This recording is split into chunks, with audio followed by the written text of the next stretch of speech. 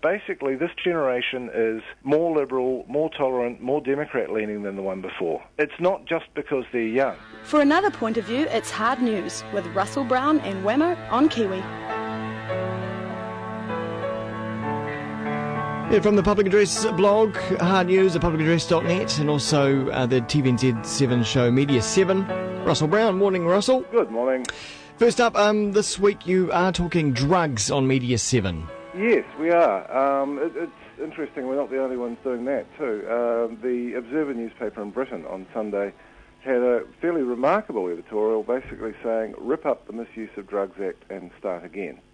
Crikey. That was prompted by a report commissioned by the think tank Demos, who are extremely respectable, from the UK Drug Policy Commission, which basically says that current drug laws are not fit for purpose. The idea of being hard or soft on drugs has become redundant, particularly because all these new substances arrive every week.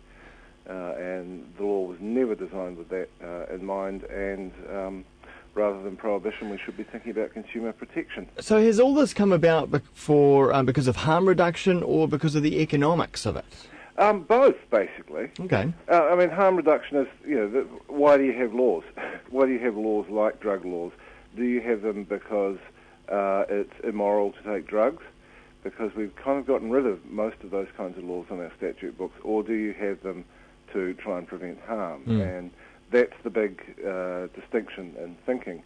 And interestingly enough, the New Zealand Law Commission, about 4 weeks ago now, published its review of our Misuse of Drugs Act, and actually comes to many of the same conclusions. It's a little more cautious, of course. Yeah. Doesn't talk about anything being legalised or even decriminalised, but it does say, look, one of the harms of drugs is people being prosecuted under drugs laws in ways that actually blight their futures. So it talks about a system of warnings for minor possession, a distinction between social dealing and commercial dealing, and these things make sense. Unfortunately, you've had the Police Association head Greg O'Connor, as usual, saying no, we can't ever give people a break because that might make them take drugs. I don't think so, frankly. And his argument doesn't make sense to people on the other side of the debate because the police are always complaining about all their resources being tied up with small-time, crimes. Yes. Why doesn't Greg O'Connor back that? I don't know. And to some extent, senior police officers haven't backed it either, which is quite a big difference to the situation in Britain, where the government there has already rejected their report, but senior police officers have said, yeah, it's time.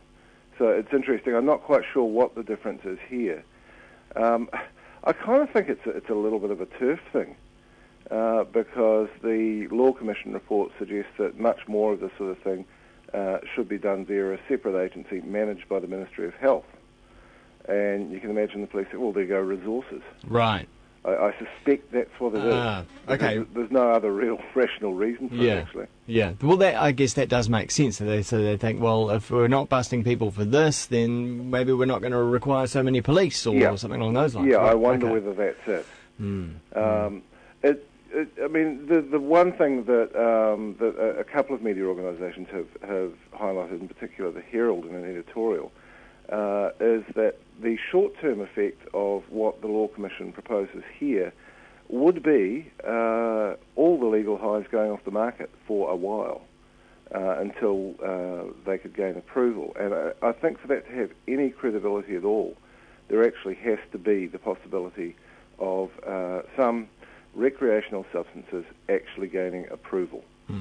Otherwise, there's no point. It's just, it doesn't work. You're back to square one. MDMA down at the local corner store, is that what you're saying, Russell? Well, I mean, actually, MDMA or ecstasy is an interesting one because there has been some success at the international level in clamping down on precursor chemicals. So it's gotten a lot harder to get. As a result, most of the so-called E's don't have any MDMA in them. And we're talking like more than 90% at the moment in some cases. But the problem is that the MDMA has been replaced with stuff that's nastier. Yeah. mephedrone, mephedrone, there's lots of similar sounding names, is the big one. It's being used quite extensively by hip young kids in Auckland, and it's actually not very nice. It's not a very good thing compared to MDMA, which is relatively benign. It's not, people do die from taking it very, very, very occasionally. But compared to mephedrone, which... plant food, isn't it? Yeah, well, that's what they call it. They call it that so they can sell it. But mephedrone actually causes vasoconstriction. It raises people's blood pressure dangerously. It produces severe headaches, and it has been associated with some deaths. And it's just not a very good thing. The greatest tragedy with the crackdown on the precursor to P being pseudoephedrine is the fact that it's not being pushed as a cold remedy by the criminals. Indeed, yes. That's the greatest tragedy here, Russell Brown. Yeah. Yeah, I know, and I recall you having complained mightily about this at the time. In the past, yeah. I actually got some real Sudafed on prescription at one point last year. It felt like you had the stash yeah, well, that's right, real pseudoephedrine that worked. But that's the effect of laws like that. It does make you, it does make you feel, I need it, I want it more because you do need it when you're in a situation where you've got a head cold. But there is that feeling of, I don't know. It's just, I think it was wrong what John Key did to bring in that particular law. Anyway. Let's move on to another post on Public Address by David Hayward about this rumour going on around Christchurch where they were going to bowl down, basically whole suburbs down in the east of Christchurch there near the river. Yes, and I kind of think that Sarah should probably put a stop to that rumour by saying, no, we're not going to do it, Sarah being the Christchurch Earthquake Reconstruction Authority. You can understand people are so nervous and stressed in Christchurch anyway, and this rumour spreads that basically they're going to deal with the problem by bowling every house along the lower reaches of the Avon. You can see how people would actually believe it. David points out that it doesn't actually even make any economic sense. Right. But I think people do need some certainty, and as a doctor of engineering and an incredibly clever man, he has some quite worthwhile suggestions for how houses could be strengthened. I recall when he was up here during the summer, he explained it to me, and most of it went over my head because I don't spend a lot of time looking under the house anyway. But he's done some good diagrams. Yeah, good diagrams. He explains the liquefaction thing again, and actually has some decent ideas about a better way to fix the foundations of affected houses. And I really hope that the right people get to read it, because he knows what he's talking about. Very well worthwhile. Go check that out at publicaddress.net. And finally, Russell, it is budget week. Will this mean the tide may be turning against the government after the budget? Oh, I wouldn't put any money on it. I mean, it does. National does seem to have been able to float above the rather grim fact that they're about to deliver the biggest fiscal deficit in New Zealand's history. And they can't really blame Labour anymore. I think, they're 3 years in. But that will be the case. And it looks like, we know that KiwiSaver contributions from the government will be cut back, which I think is a worry because it undermines people's confidence in that scheme. And that there will be something will come off working for families. But they're saying the biggest changes will come after the election, and therefore they will look to get the mandate at the election. Yeah, and as things stand, they're pretty safe in saying so. So that they've almost got a guaranteed mandate, unless something pretty major happens, and people do turn against them. But I think Labour would have to become a much more convincing proposition for government than they are at the moment. But I have to say, working for families does worry me. I think that Michael Cullen will be remembered fondly by history for delivering to, just before the recession, to the next government, zero public debt. Yeah. Zero net public debt. No one seems to thank him for that. No. Bill English kind of lost his mind at one point and did actually thank Michael Cullen for that. But the public just thought of him as a miser. I know. A Scrooge. That all starts to look quite ironic now. Yeah. Is that this whole meme developed around greedy Michael Cullen. Yeah. He was keeping all the money. In fact, he was paying down government debt. Private debt is a completely different thing and actually quite worrying.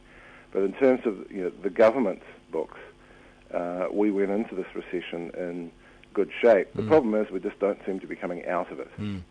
All right. And I think that does actually have to be pinned on the current government.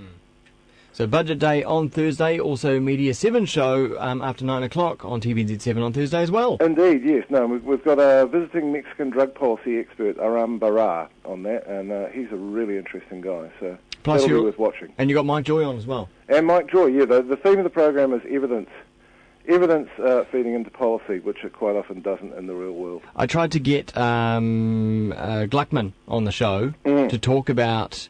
And I guess he'd be in a difficult position, but I wanted him to talk about that John Key BBC Hard Talk interview and about John Key's stance on science and how does that sit with the head science policy advisor to John Key. Yes, who has just very recently released a really interesting. This is Sir Peter Gluckman. Yeah. Really interesting discussion paper talking about how if you want to make good policy, you have to build robust evidence into the process. And that was kind of the opposite of what John Key did in that Hard Talk interview where, Mike Joy's warnings about the state of our waterways were brought up and dismissed as someone's opinion by John Key. That was the keynote to that whole interview, and it did actually bug me. I don't know about you. Well, absolutely, but I wonder about Gluckman's mandate. I mean, if he hears John Key saying something stupid about science, can he just go up to him and say, well, you're actually wrong, and then go public and say, well, the Prime Minister's wrong? Probably the first and not the second. I think he might, he's in a position, he's not a shrinking violet, Gluckman, so he would probably say it to Key. Whether he'd say it publicly, I don't know. He's probably got too much political sense for that because you'll end up being dismissed. But it is actually really important, and it's important in the context of the drug discussion too. Yeah. Okay. There is evidence for what works and what doesn't. All right, we look forward to seeing that on Thursday night. Thanks, Russell. Righto. Cheers. See ya. Russell Brown over at publicaddress.net as well.